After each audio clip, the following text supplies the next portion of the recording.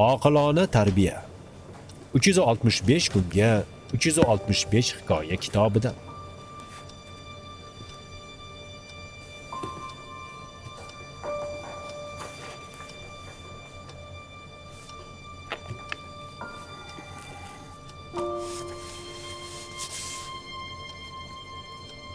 Hikoya qilinishicha, donolikda dong'i ketgan arab savdogari Abu Tolibning qizi va o'g'li razillikda dong'i ketgan bir insonning uyiga mehmonga borish uchun otasidan izn so'radi.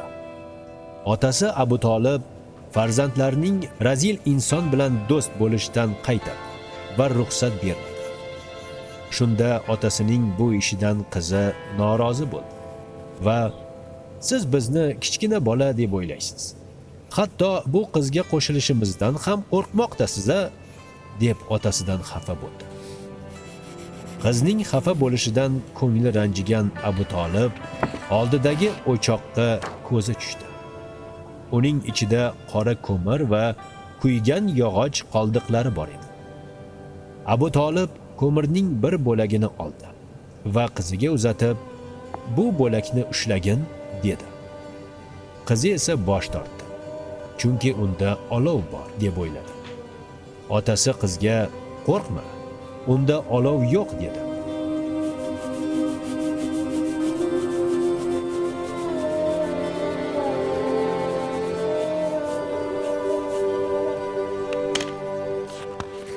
Qizi ko'mirni olovdan xoli ekanligini bilgach, qo'li bilan ushladi va qizning qo'li kir bo'ldi va uni tashlab yubordi.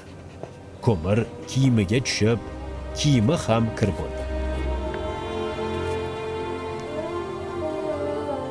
Otasi, "Ko'rdingmi? Ko'mirni ushlashing ikki qo'ling va kiyimingga ta'sir qildi. Demak, yomon do'stga aralashish tabiating va fe'lingga ta'sir qiladi", deb xafa bo'lgan qizi va o'g'lini ko'nglini ko'tardi. Shuni doim yodda tuting. Yaxshi bilan yursang yetarsan murodga, yomon bilan yursang qolarsan uyatga.